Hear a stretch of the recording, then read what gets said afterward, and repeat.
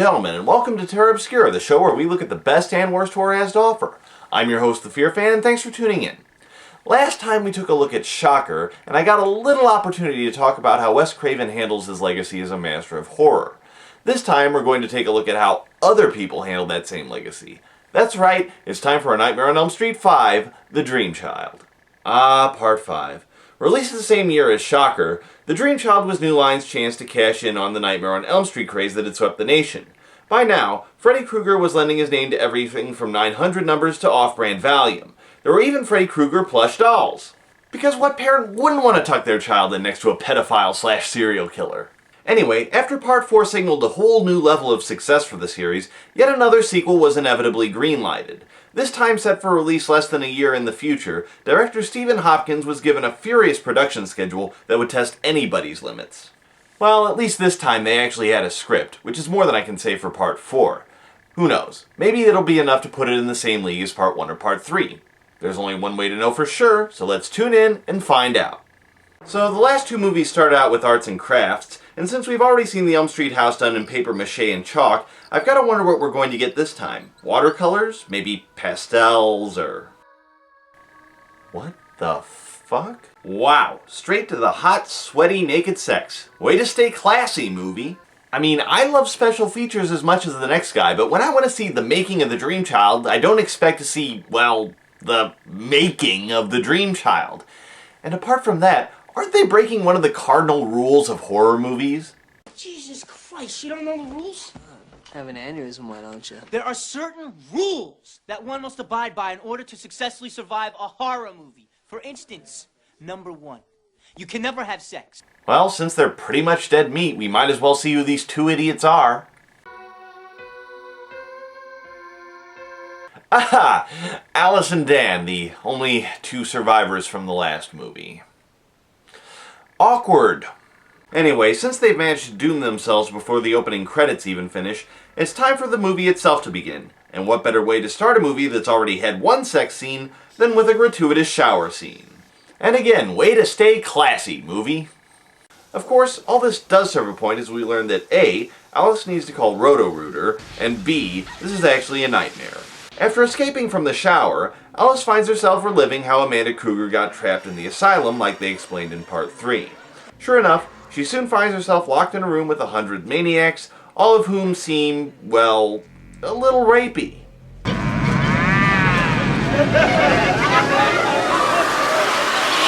Fortunately, Dan's there for her when she wakes up, but unluckily, he's a bit of a maniac in bed himself. Anyway, it's graduation day, so that of course means that it's time for us to meet our other characters. We already know Alice and Dan, and it looks like they've managed to cobble together a rudimentary social group in the year or so since everyone they ever knew was killed in less than a week. There's Yvonne, diving champion and prerequisite sassy black girl, Greta, a teen model who hates her overbearing parents, and then there's Mark. What's that? My undying love, have some. He's wacky.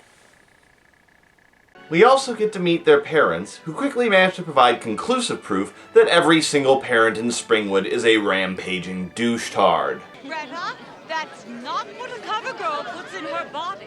Shit. Hey, Mark, picture time. Come get immortalized. Parents and brats. There is one exception, though. Alice's dad, who has surprisingly managed to turn his life around since the last movie. I watched from behind the stands. I didn't want to embarrass you. You know, drunk showed up, that kind of thing. That's in the past. Unless you stopped going to your meetings. No, a deal's a deal. Yep, you stay not murdered, and I stay not drunk. It's a perfect arrangement. Anyway, after group photos, Dan heads off to a post-graduation party, and Alice jogs across the park to work. Or at least she would, except for the fact that she hears a rather familiar rhyme as she does.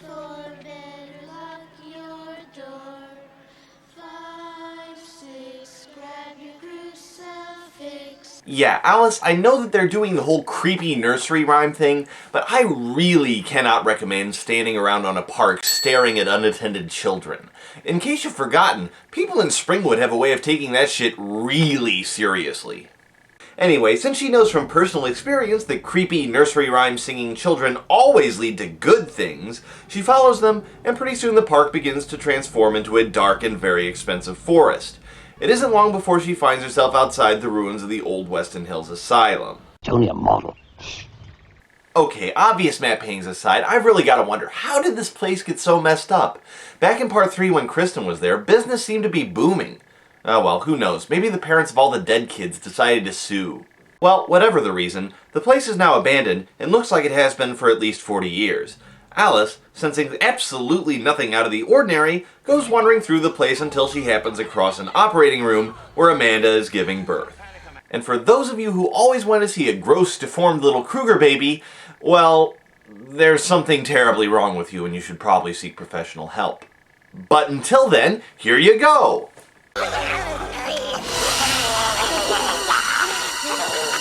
Anyway, after baby Freddy scuttles off like the little vag burster that he is, Alice follows him to the cathedral where she defeated him last time. Before she can stop him, he worms his way into his old outfit, and one special effects shot later, the man with the glove is back. It's a boy!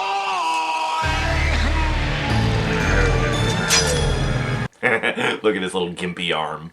Yes, the gloved one is back, and he briefly gropes Alice with his gribbledy hand before Amanda shows up and scares him off. She tries to tell Alice how to beat Krueger, but he shuts her up before she can finish, and Alice suddenly finds herself at work and 4 hours late. Of course, since this is her second go-round with Krueger, she's able to quickly craft an alibi which manages to keep her from looking crazy. What happened? I was in a dream. And I don't know how. It's back. I thought you were dead. You're 4 hours late. Clever girl. Anyway, Alice calls Dan to warn him that not only is Krueger back, but that he now seems able to pull her into the dream world even when she's awake. Dan, knowing exactly what sort of danger they're in, immediately starts driving back to Alice. And promptly falls asleep at the wheel. How did you survive part 4 again? So, as expected, Freddy shows up in the truck's cabin, trying to get Dan to crash his truck, and tossing off one of his trademark puns beside. Put your pedal to the metal, Dan!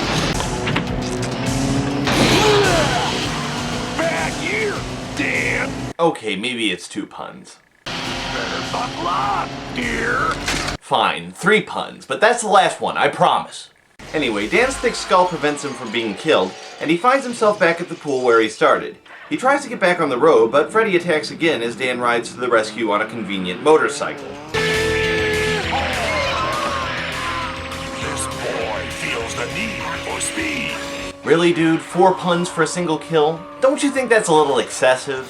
Fuel injection! Alright now, stop it.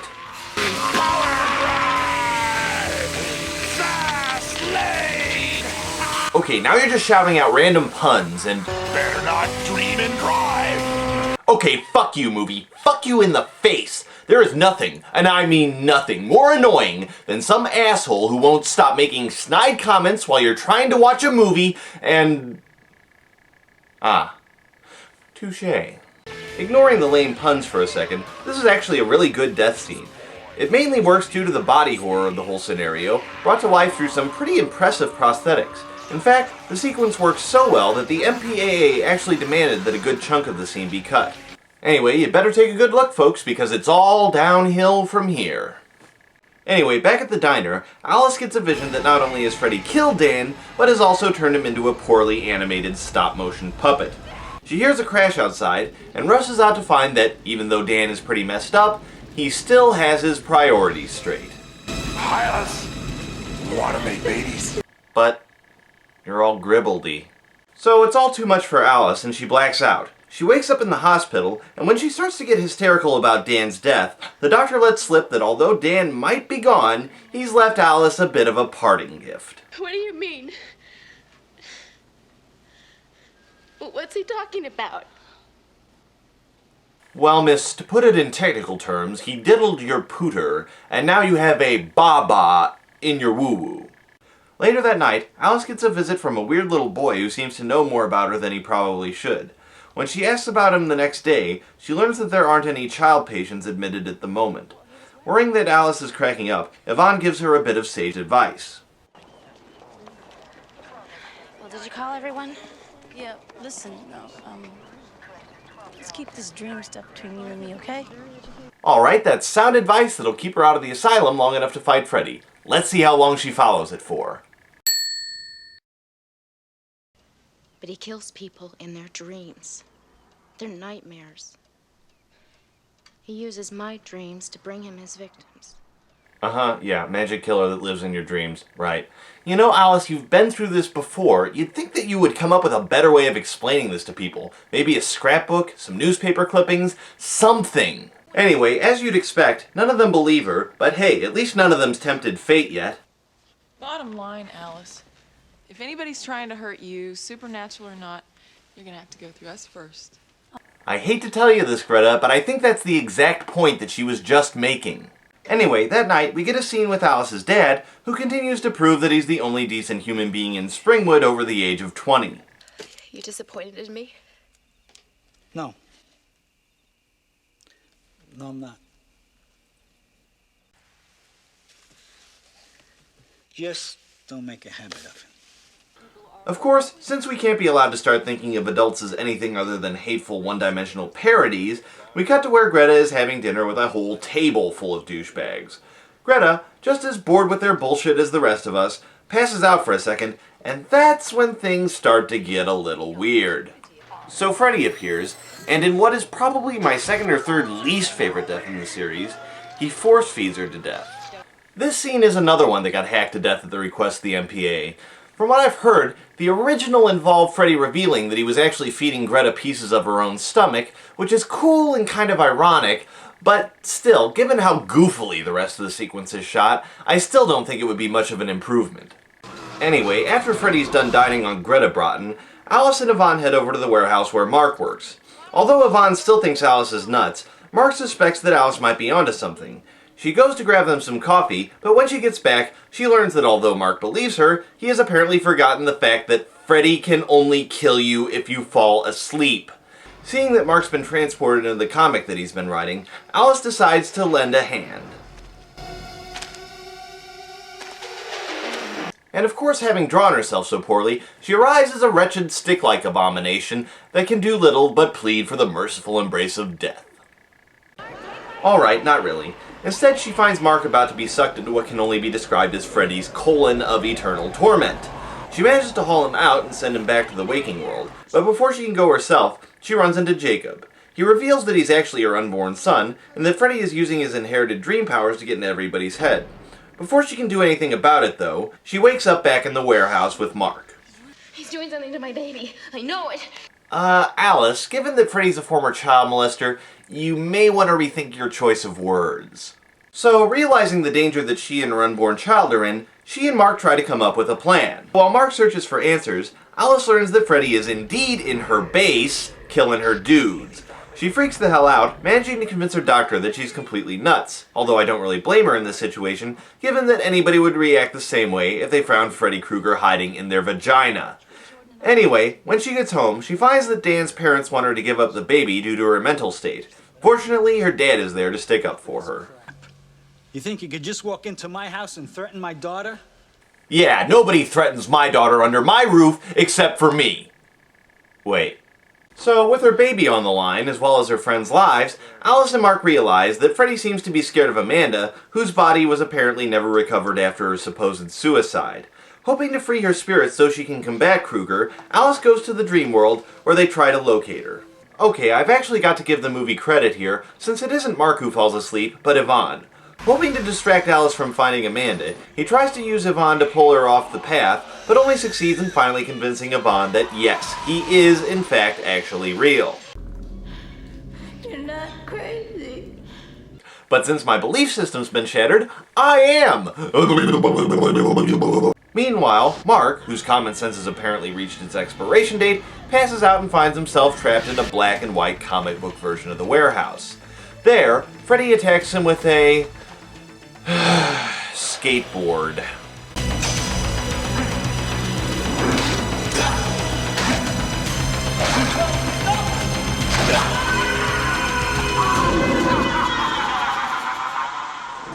Well, that was pointless. But Freddy's not done yet, and he finally managed to provoke Mark into becoming the Punisher's special ed nephew. Freddy, of course, decides to fight stupid with stupid and transforms into... Super Freddy.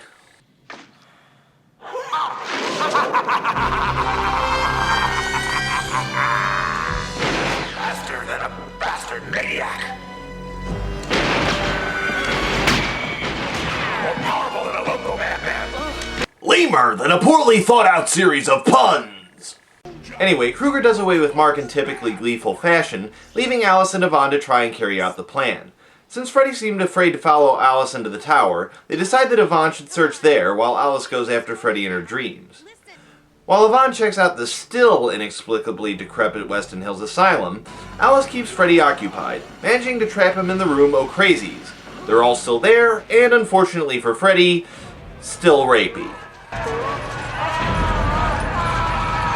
Which is even creepier when you take into account the fact that one of the nutjobs from earlier was actually played by Robert Englund. Thanks for adding that to my Nightmares movie.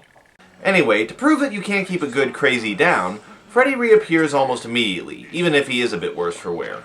What follows is a pretty cool chase through a weird Asherian room that ends in what appears to be a forgotten temple. Once she's there, Alice finally realizes that Krueger has been hiding inside her the whole time and draws him out for a final confrontation. Meanwhile, Yvonne learns that even though Weston Hills may have gone to hell over the last few years, the janitors that used to work there weren't much of a prize anyway. Wait, so you're telling me that somebody found a dead nun in the clock tower and decided that the best way to deal with the situation was just to brick her up? Shit, if you're too lazy to carry her down the steps, at least chuck her out the window. And don't give me any of that it was just a ghost bullcrap. Mark said that to free her spirit, they had to find her earthly remains, so this body is legit. Anyway, while Alice plays the most awkward game of Twister ever with Freddy, Amanda shows up and convinces Jacob to reject the souls Freddy has been storing inside of him. They manage to depower Freddy, and Amanda locks herself away with Freddy, leaving Alice with Jacob. Cut to about a year later. Alice is happily raising Jacob with the help of her father and Yvonne, although you'd think she'd file a restraining order against these damn jump rope kids by now. And that's A Nightmare on Elm Street 5, The Dream Child. And while it's okay, it still feels like a bit of a step down from Part 4. The kills are mostly lame, the humor sometimes feels forced, and although the story is a bit better developed, director Stephen Hopkins just doesn't seem to be able to summon the same kind of visual flair as Part 4's Rennie Harlan. Although given the extreme time constraints that Hopkins was working under, it's actually probably a miracle that the movie turned out as well as it did. Hopkins' heroic efforts aside, The Dream Child was the first Nightmare on Elm Street film to underperform at the box office. With sequel fatigue creeping into the series, it was obvious that it was time to say goodbye to Freddy Krueger, perhaps for the last time. But that's a story for another episode. Next time, tune in for my special 10th episode anniversary. What'll I be doing, you ask? Well, you've got to watch to find out. Until then, this is the Fear Fan, signing out.